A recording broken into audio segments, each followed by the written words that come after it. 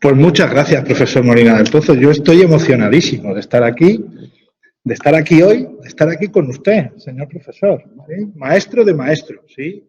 No solo me dio clase a mí, sino que también dio clase a uno de mis maestros, que es José Manuel Martínez Sierra, ¿sí? Es decir, que cuando nadie en España hablaba de Unión Europea, el profesor Molina del Pozo ya tenía un manual de 500 páginas, curso de Derecho Comunitario, ¿sí? Y entonces no es que sea uno de los precursores de Europa, sino que es uno de los padres fundadores de la Unión Europea en España. Entonces, no saben ustedes la suerte que han tenido de tenerlo de profesor y de que continúe su carrera académica, ¿sí? Con la figura de mérito, porque es un verdadero experto y un verdadero maestro y además es una gran persona, ¿sí? Como ustedes han tenido ocasión de conocer. Y todos sus libros, los derechos de autor, no sé si lo saben, van a distintas asociaciones benéficas. Entonces, eso te adorna y además es un gran europeo. Pero un gran europeo en el sentido de europos. No sé si ustedes saben, la etimología de la palabra Europa es un poco compleja, pero nos remonta a... Yo como el viernes me voy a permitir, ¿sí? Aunque nos vean, sí, nos puedan grabar, que la cosa sea un poco distendida. ¿Sí? Porque veo aquí que para hablar de Europa lo primero que hay que hacer, luego lo diré, es tal como en un café, ¿no? Decía Stein. Entonces, en este sentido, el profesor Molina del Pozo ha sido europos, que era un adjetivo que se decía de Zeus, es decir, del que ve a lo lejos, ¿no? Porque Zeus miraba más allá de lo que pasaba, miraba al futuro. Y eso es lo que en su día hizo el profesor Molina del Pozo y sigue haciendo con el proceso europeo, que es un proceso infiel. Así que él es europos en ese sentido, europeísta y gran amigo. También quiero agradecer a la organización, a Nuria y a Virginia, pues todo el trabajo de gestión que han hecho y al Instituto Euro Latinoamericano de Estados para la Integración Europea y también latinoamericana, ¿no? En estos procesos. Yo vuelvo a mi casa, ¿sí? El profesor Molina del Pozo. Han pasado bastantes años. Yo me acuerdo aquí del profesor Molina del Pozo dándonos clase en una situación semejante a la suya sobre la CIG que llevaba el Tratado de Ámsterdam, ¿sí? Y siempre invitando a profesores de primer nivel, no yo, ¿sí? Como lo ha dicho, vienen 13 ministros, expresidentes del Parlamento Europeo y personajes que han participado en esa construcción de Europa.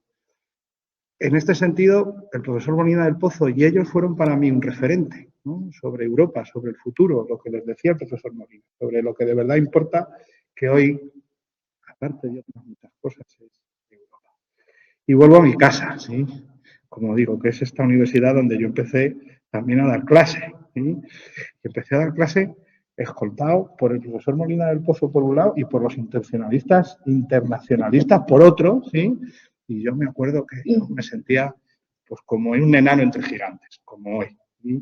Aquí empecé también mi carrera con el profesor González Encinar, a quien quiero recordar, y con las compañeras Mónica Arenas y Yolanda Fernández Vivas y María Salvador, que hicimos en su día un grupo, y también con el catedrático, con Guillermo, que no podía estar. Y vuelvo para hablar de una de mis pasiones, ¿sí? Que es la Unión Europea. No hay otro proyecto mejor. No hay otro asunto encima de la mesa que pueda tener y despertar en ustedes mayor pasión que la mía. Puede que el Real Madrid, ¿sí? Pero el Real Madrid, aunque sea muy importante, tiene algo por encima que es esa propia Unión Europea, ¿no? Ese proyecto, ¿sí? Ese lugar, esa idea.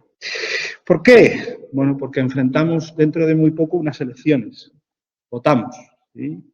Y ustedes tienen que salir de aquí, si no han entrado ya, como ciudadanos y ciudadanas comprometidas, informadas y empoderadas. Se lo decía el profesor Molina del Pozo. De su voto dependen muchas cosas. Cerca del 60-70% de la legislación que se aplica aquí, estudian ustedes como graduados en Derecho o graduadas en Derecho, viene de Bruselas. Pero eso no quiere decir que la hagan solo en Bruselas, ¿no? La hacen en colaboración con los parlamentos nacionales, con los eurodiputados, con la Comisión, con el Consejo. Y es muy importante que su sentir europeo esté también representado en Europa. Así que yo les animo a todos y a todas a votar, a que quieran, pero a votar. Y ya les daré ahora algunas pinceladas para que no les metan gato por liebre, ¿sí? Que es una de las cosas que están tratando de hacer. ¿Por qué? Porque bien lo saben ustedes, ¿sí? Que han nacido ya en el siglo XXI. Yo soy del siglo pasado, como el profesor Molina del Pozo. Cuando te lo dicen, de verdad te entra vértigo, porque es cierto, ¿no? Estamos en un contexto muy importante de retos y transformaciones. Vivimos en una guerra. Es una guerra de agresión de Rusia contra Ucrania, que no es solo contra Ucrania, es también contra los valores europeos. Y la padecemos todos y todas, aunque estemos muy lejos. Yo no sé si aquí en Madrid, supongo que sí, pero en Alicante hay un importante número de refugiados ucranianos y ucranianas. De hecho, en la clase de mi hijo tenemos 2 o 3 estudiantes ucranianos refugiados. Quien dice estudiantes dice también a su familia. Luego, nada de lo que pasa allí nos puede ser ajeno. Tampoco la pugna en este mundo multipolar donde China, ¿sí?, intenta también exportar un modelo con unos valores que difieren mucho de los valores europeos. Y, por supuesto, ese conflicto desgarrador que está ocurriendo en Gaza y en el que las universidades han tomado también una postura radical por la paz y radical por el fin de esa situación tan anómala, ¿no?, que sufre Palestina. Bien, también enfrentamos esa crisis climática.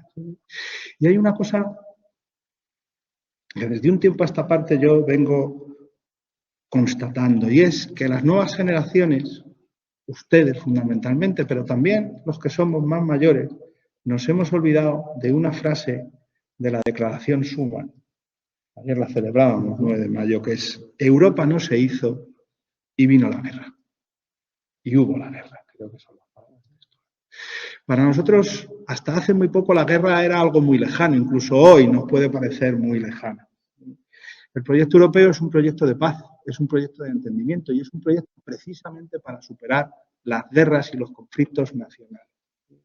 El Estado ha sido una gran idea, pero también, sí, en esa salvación está el peligro de la vuelta a los nacionalismos y a esos cantos de sirena que nos dicen que estaríamos mejor solos. No, siempre es mejor en compañía, en una compañía cordial y armonizada como es la de la Unión Europea. Tendrá sus fallos y sus deficiencias. Leía yo antes de venir el preámbulo de ese curso de Molina del Pozo de los 37. ¿Sí? Pero hay que estar a la altura, ¿no?, como lo decía Molina, de esos riesgos y de eso que significa el proceso de integración europea. Tenemos también la transformación digital. ¿Sí? Yo cuando hice lo de la CIG del 97 nos daban una libretita y un boli al entrar y estábamos tan contentos. Hoy, si les damos a ustedes una libreta y un boli, probablemente lo reciclen, ¿sí? Porque todos aparecen con sus ordenadores. Y ahí está esa inteligencia artificial. Yo había preparado un poco juego, ¿sí?, porque me tocaba hablar después del café. Pero como me he adelantado un poco y habrá café después, yo quiero empezar, como digo, siendo viernes, recordando un librito de recomendada lectura, en que son poquitas páginas, ¿sí?, es casi un tuit, ¿sí?, de nuestros días, que se llama La idea de Europa. Porque ese es nuestro contexto.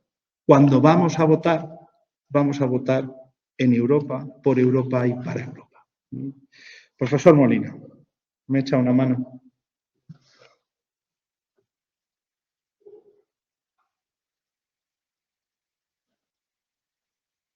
Europa está compuesta de café. Esto se extiende desde el café favorito de Foucault y Bosch, va hasta los cafés de Odessa presentados por los gigantes de Isaac David. Van desde los cafés de Copenhague, ante los cuales pasaba Kierkegaard en sus concentrados paseos, hasta los mostradores de Palencia. No hay cafés primeros ni republicanos en Moscú, que es ya un suburbio de Asia. Muy poco en Inglaterra, después de una moda pasajera en el siglo XVIII.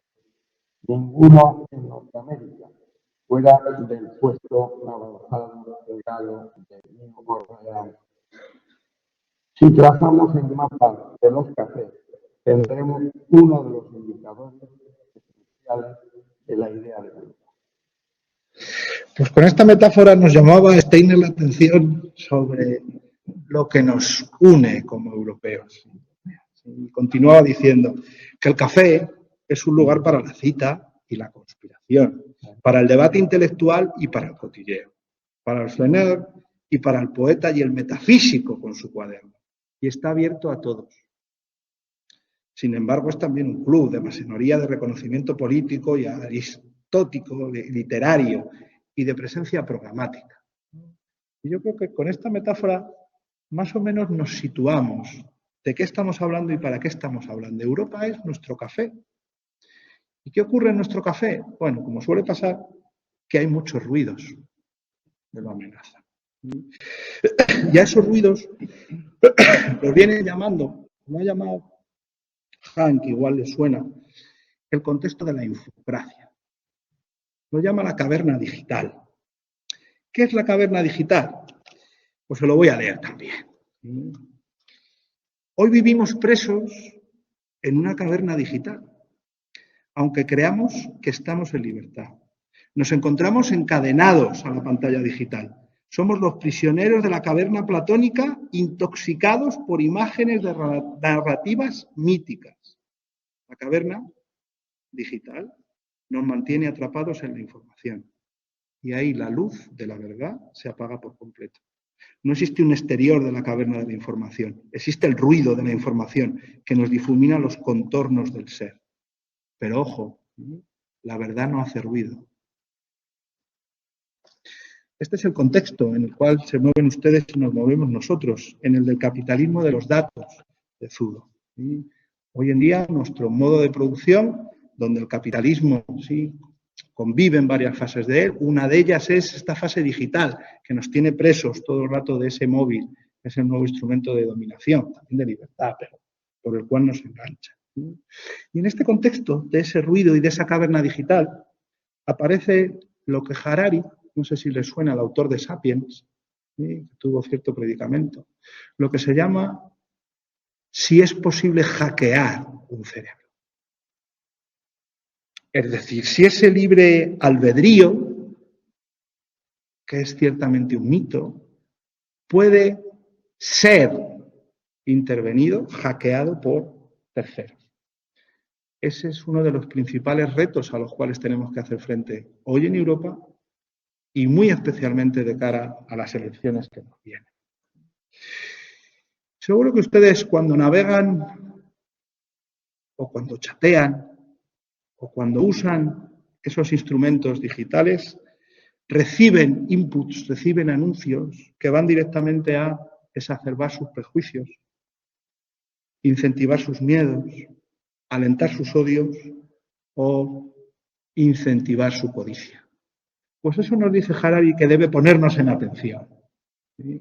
Qué malos son los extranjeros, qué buenos somos nosotros, qué peligros hay. ¿Por qué? Porque es el primer paso para hackear nuestros cerebros. Muy atentos, ¿sí? De aquí al 9 verán ustedes cómo reciben muchos mensajes sobre los peligros de la Unión Europea para su futuro, lo mala que es la transición ecológica o que el cambio climático no existe. O igual aparece una señora o un señor de buen ver que exacerba su hipotálamo. Ahí están intentando hackearnos. Y esto se conjuga con otros elementos muy importantes y sistemáticos, que es a partir de esos puntos débiles, hoy en día, esos hackeadores son capaces de cambiar, modificar nuestra opinión, nuestra percepción de la realidad en esa caverna. Con 3 factores que hace unos años no teníamos. No es nuevo que en la historia alguien trate de comernos la cabeza. Esto ha pasado siempre. Lo que ocurre ahora es que hay 3 elementos, como nos dice Harari, sobre los cuales yo quiero llamarles a ustedes la atención, porque es el contexto de estas elecciones europeas, es el contexto del desarrollo de nuestra libertad y nuestra democracia, nuestros valores. En primer lugar, hoy se tiene un conocimiento del cerebro que no se tenía hace 50 años. En segundo lugar, se tienen muchos datos. Estamos permanentemente produciendo datos, permanentemente navegando, permanentemente dando likes.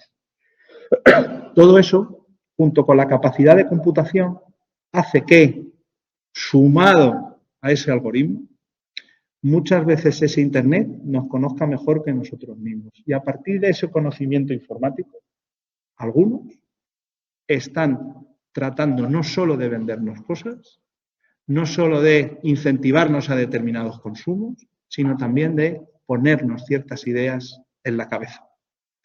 Cuidado, ¿sí? Ustedes pueden tener las ideas que quieran, pero no se dejen hackear, ¿sí? Y lean ese artículo. Los cerebros hackeados votan de Harari, lo ponen en internet y les sale. Léanlo entero, ¿sí? Porque esos 5 minutos les van a vacunar a ustedes, probablemente, contra muchos de esos hackeos y de esas intervenciones. Tenemos ejemplos, no nos lo estamos inventando. Cambridge Analytica, Cunning, el Brexit, ¿sí? Son elementos en los cuales hemos visto cómo la población ha cambiado su voto radicalmente en un periodo de tiempo más o menos limitado. ¿A través de qué? De esos perfiles, ¿sí?, que se han ido realizando y de esas publicidades, de esas targeting que van directamente a hackear los cerebros a partir de esos odios, ¿sí?, en los cuales la gente decide lo que quiere, pero acaba decidiendo muchas veces en su contra. Porque la técnica no es lo mismo que la esencia de la técnica. Perdón por estar un poco filosófico y menos europeo, pero ya verán dónde quiero llegar, ¿sí? Heidegger, drogadura, ¿sí?, nos decía, cuidado. En todas partes permanecemos encadenados a la técnica, sin libertad, tanto si la afirmamos como pasión, como si la negamos. Sin embargo, la peor manera de quedar entregados al poder de la técnica es cuando la consideramos como algo neutral. De hecho, esta concepción, que hoy en día goza de gran aceptación, nos vuelve completamente ciegos ante la esencia de la técnica. ¿Y cuál es la esencia de la técnica? Pues ya les dejo a ustedes ahí, igual que lo de Harari. Lean, ¿sí?, la pregunta sobre la técnica, 50 páginas en las cuales Heidegger, ¿sí?, con un lenguaje un poco filosófico, nos llama la atención sobre el peligro y la salvación de la técnica, sobre la esencia de esa técnica que hoy nos controla. ¿Por qué? Bueno, y hace referencia a unos versos de un poeta alemán de Holder, ¿sí? Porque en el peligro está la salvación, pero también en el peligro, ¿sí? Cuando ustedes vean su móvil es una salvación muy importante, pero también es un peligro. ¿Para qué? Para ese hackeo. ¿Qué es qué? El ruido que apaga la verdad, en el cual nos estamos desenvolviendo, ¿sí? ¿Por qué? Porque estamos encadenados a esa técnica. Cuidado, porque esto pone en un grave peligro a Europa, a sus valores y a su democracia. ¿Y qué está haciendo Europa? No está de brazos cruzados, para nada, ¿sí? Europa ha puesto en marcha una serie de documentos precisamente para recordarnos, animarnos y empoderarnos en defensa de esa democracia. La democracia es un valor europeo. ¿Y qué es un valor? Pues un valor es difícil de definir, tan difícil que dentro del ordenamiento jurídico, y aquí me pongo un poco constitucionalista, uno no puede ir con el valor democracia o con el valor libertad al juez, ¿sí?, porque el juez te va a mirar con mala cara, ¿sí?, como que los valores están un poco vacíos, los vamos llenando. Cuénteme usted cómo se desarrolla ese valor. España se constituye en un Estado social y democrático de derecho que propugna como valores fundamentales el pluralismo, la democracia, la igualdad. ¿Y qué es democracia, pluralismo, igualdad? Pues ahí hay múltiples visiones que se desarrollan de múltiples maneras dentro del contexto democrático. Pero todos tenemos muy claro que cuando estamos hablando de democracia, lo que no queremos es totalitarismo. Que cuando estamos hablando de pluralismo, lo que no queremos es que efectivamente ese pluralismo se vea atacado por una ideología dominante fascista, ¿sí?, que no permita desarrollarnos. Y cuando hablamos de igualdad, aunque tenga sus matices, estamos hablando de igualdad formal, todos iguales, y de igualdad material. Quiere decir que en ciertos casos alguien necesita una determinada ayuda. ¿Por contraposición a qué? A los contravalores. Y Europa es eso, unidos en la diversidad. Esos valores tienen contenidos diversos, dentro de los estados y entre los diferentes estados, pero son un lugar común. Y ese lugar común tiene un valor esencial que es la democracia. Y la democracia no se defiende sola. La democracia europea necesita ser cuidada y protegida, sobre todo en un tiempo en el cual hay muchos y muchas interesados en hacer descarrilar la democracia. y ponernos enfrente de otros modelos supuestamente de éxito que precisamente no tienen entre sus valores el valor democrático. Rusia, China, se presentan como modelos de éxito en muchas ocasiones, de éxito económico, de éxito frente a la pandemia. ¿Sí? La democracia nos quita rapidez a la hora de tomar decisiones. Cuidado, ¿sí? Por ahí empieza el hackeo. Por ahí empieza el hackeo. Y esa democracia tiene que ser salvaguardada, ¿sí? Para que no descarrile, y exige, ¿sí?, que nosotros respetemos una serie de normas, de debates democráticos y pluralistas. Y a esto se ha dedicado la Comisión Europea en un plan que ya puso en marcha en 2020, hace 4 años, para que fuéramos desarrollando, en el cual llama la atención sobre los retos de esa democracia y las amenazas de esa democracia. La democracia necesita un contexto, ¿sí? Yo en esto recuerdo al profesor José Juan González Encinar, que siempre hablaba de la importancia de los medios de comunicación. Tengan en cuenta que esto es del siglo pasado también, ¿sí? Entonces llamaba la atención sobre la necesidad de debates electorales, la necesidad de contrastar ideas, la necesidad de que hubiera una televisión pública, ¿sí?, la necesidad de que los partidos tuvieran determinados espacios. Aquí tengo a una profesora experta que es Yolanda Fernández en esa cuestión de los debates políticos, ¿no? Con cosas que parecen niñas pero que son muy importantes. Por ejemplo, en Estados Unidos, no se me olvidará nunca, me lo explicó Yolanda, ¿sí?, que un personaje político aparece en la serie de Los Simpson. Si Donald Trump aparece en Los Simpson, Biden tiene derecho también a aparecer en Los Simpson. Porque si no hay un hackeo. Y ese es nuestro café, ¿no? Esa es nuestra Europa. Y ahí necesitamos advertir las amenazas. ¿Cuáles son las amenazas? Nos lo dice la Comisión. El extremismo, la polarización, la distancia entre los electos y la población. ¿Sí? Muchas veces vemos a los políticos como si todos fueran corruptos, como si todos fueran malvados, como si todos fueran tiranos. No, son personas como ustedes, incluso ninguno de nosotros deja de ser político en su día. ¿Tienen defectos? Claro que sí, pero uno de esos hackeos es exacerbar los defectos que tienen. No, es que hemos visto a un político que un día se coló en el metro cuando tenía 18 años. Me colé el otro día también, ¿sí? Eso me hace ya no ser capaz de una... Cuidado, ¿sí? Los políticos son personas, efectivamente tienen que ser controlados, para eso funcionan los sistemas de equilibrios y balances. Pero es otra forma de hackeo, ¿sí? No, los políticos son malos, porque si los políticos son malos, entonces ¿qué sobran? Los políticos. Y si sobran los políticos, ¿qué sobran? La democracia. ¿Sí? Cuidado, cuidado. Y cuidado también con las posiciones extremas. Esas que nos acerban precisamente el odio. ¿Sí? Yo el otro día seguía los debates de la campaña catalana y había un partido político que hablaran de lo que hablaran, de infraestructuras, de universidades, de sanidad o del procés, la culpa era de los inmigrantes. Cuidado, cuidado. Y ahí que tenemos que conseguir, nos dice Europa. ¿Qué nos pide? ¿Sí? Pues que seamos resilientes. Madre mía, qué palabra, ¿sí? Además importada del inglés, por lo que nos están haciendo los ingleses, ¿sí? ¿Y qué es la resiliencia, este anglicismo? Pues si uno va a la RAE, nos dice que es la capacidad de adaptación, primero, frente a un agente perturbador, y segundo lugar, frente a una situación adversa. Precisamente en esas situaciones estamos viviendo. Vivimos rodeados de agentes perturbadores y en una situación que es adversa. El cambio climático, la guerra, la cuestión de Gaza, esa exacerbación de los nacionalismos. ¿Y qué nos dice esa palabra resiliencia? Bueno, pues que hay que tratar de recuperar el estado inicial de reposo y tranquilidad. En este caso no sería tanto así, sino estar alerta precisamente y ser capaces de adaptarnos a esa nueva realidad. Y les conecto con lo que les decía antes. No se duerma, ¿sí? No se duerma. ¿Qué hay que estar alerta, ¿sí?, de esos hackeos que tratan de precisamente poner en peligro la democracia? Y que lo hacen a través de esos medios digitales. Enfrentamos una transformación digital muy importante.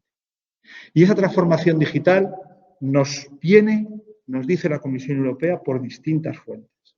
En primer lugar, permite una financiación no controlada.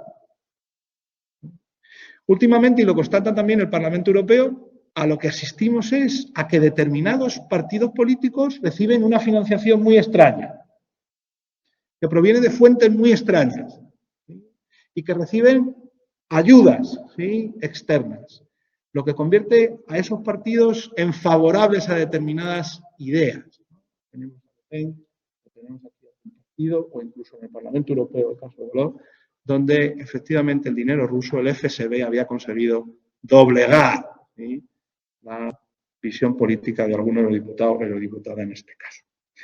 En segundo lugar, tenemos esos ciberataques, ¿sí? ¿Qué son esos ciberataques? Pues podríamos decirlos dentro de este contexto de guerra híbrida que tienen dos niveles. Uno sería si efectivamente esos agentes externos o incluso internos son capaces de hackear los procesos electorales. En España el proceso electoral es bastante arcaico y al ser bastante arcaico está bastante bien protegido, ¿sí? Porque es una ceremonia. Nos vestimos, vamos a votar, nos encontramos con nuestro vecino, incluso nos puede tocarse la mesa electoral. Allá hay una urna con unos papeles, uno se mete, coge, lo mete en un sobre. Bueno, ¿podemos avanzar hacia el voto digital? Sí, pero también esto de votar así es una ceremonia. Una ceremonia que junta a un determinado colectivo, a gente de tu barrio, a todo el país, el mismo día, ¿sí? Por ejemplo, en estas elecciones europeas. ¿Por qué son tan importantes? Porque todos los europeos hacemos algo a la vez, aunque sea entre 4 días, que es votar juntos, elegir representantes. Y esto es una ceremonia también de comunidad. Como digo, ahí puede haber ciberataques que consistirían en atacar esos procedimientos electorales electrónicos. Es decir, que fueran capaces de hackear en el Ministerio del Interior a todo lo que tiene que ver con la contabilidad de los votos. Y hay unos señores de la autoridad electoral que van recogiendo los votos y los van traspasando por unas PDAs. Pues que ahí hubiera, como digo, un ataque. Esto no es descartable. Teniendo 27 Estados miembros con 27 sistemas electorales difusos y no armonizados, mejor dicho, y sobre todo también porque si hacemos fracasar uno de ellos, el resto de la democracia europea se va a ver afectada. Mucho cuidado. Y luego hay también otros ciberataques en este marco híbrido en el que nos movemos, que es el acoso en línea que pueden recibir ustedes mismos o ciertos políticos o ciertos periodistas. La incitación al odio, ¿sí?, o a ese nacionalismo exacerbado. La información falsa, ¿sí?, que nos llega. Las campañas de desinformación y todo ello aderezado con el uso de algoritmos. Como les digo, ¿sí?, todo en el contexto de ese uso, de sus datos personales. Aquí tenemos a otra experta en datos personales, la profesora Mónica Arenas. Regalamos nuestros datos. Y un dato solo no hace milagro, pero muchos datos juntos hacen que, como les digo, Internet sepa si usted se ha quedado embarazado o no. O si va a sufrir determinada enfermedad o no. Cuando vean esos anuncios en Internet que les avisan de que van a tener ustedes una otitis, es que probablemente ya la tienen, porque el algoritmo ha encontrado que usted da en los requisitos y en los datos en los cuales probablemente tenga esa otitis. Esto es muy peligroso. Sobre todo si no recapacitamos, como nos decía Heidegger, en la esencia de esa técnica. ¿Esa técnica está para ayudarnos? Seguramente sí. Si nosotros podemos anticipar que vamos a tener una enfermedad, probablemente pongamos las medidas de profilaxis que hagan falta. Pero también es una medida en la cual se exacerba ese peligro de control. Sobre todo si nos hacen ese microtargeting, ¿no?, si van a por nosotros directamente. Y ahí tenemos que aumentar la resiliencia para que las elecciones sean, como dice la Unión Europea, la Comisión, no solo libres, que cada uno y cada una vote lo que realmente quiere, que sean justas, es decir, sin intervención por parte de terceros que dopen a esos determinados partidos políticos o los ayuden a través de esas campañas de desinformación. Y que sean resilientes, es decir, que ante esas amenazas, que no son amenazas sino realidades, estemos prevenidos de cara a esas elecciones de junio. Y no solo en las elecciones, porque la democracia es todos los días, porque ese debate público es constante y permanente. Y al final, solo al final, el último día, pues vamos y votamos, pero ese voto es un voto que debe ser informado. Contaba el otro día en Alicante el famoso Tezanos, ¿sí?, que hay un 15% de gente que decide su voto desde la puerta del colegio electoral hasta la urna. Si eso lo transforman, por ejemplo, ustedes en diputados en el Congreso Nacional, son 35. Y eso quiere decir que ese voto, que es libre, desde luego no va a ser un voto muy meditado, porque uno, cuando vota, lo que no puede hacer es cambiar de voto en función de, como decía Tezanos, y está puesto en sus informes, si el interventor es de una manera u otra o en función del último tuit que ha recibido. La democracia no es eso. Y Europa tampoco. Por eso, lo que nos piden, yo les pido hoy a ustedes también, porque no soy solo un estudioso de la Unión Europea, sino que también soy un europeísta convencido de esta bandera, ¿sí? Que es la que más me representa a mí. Las otras también, ¿sí? Pero sobre todo esa, que es la de las 12 estrellas, ¿sí? Ese símbolo de perfección, es que salgan ustedes, como les decía, comprometidos, informados y empoderados de aquí. Con un poco de sueño porque es viernes, pero véanse a Harari, ¿sí? Esos 5 minutos les van a abrir a ustedes mucho la cabeza, ¿sí? Y les van a prevenir, ¿sí? Hay que estar prevenidos contra esa información engañosa, que es la que nos dice la Unión Europea, no tiene ningún ánimo de perjudicar, sino que es engañosa, ¿sí? Como cuando uno le gasta una broma a otro, ¿no? Pues yo me acuerdo, mañana va a haber examen con Molina del Pozo, la gente se ponía loca estudiando. Ahí había. ¿Alguien salía dañado? No, porque todo el mundo había estudiado un poquito más de derecho comunitario, que viene siempre bien. Luego ya hay un paso, que es la desinformación, que es el contenido falso con una intención de engañar, con una intención manipuladora.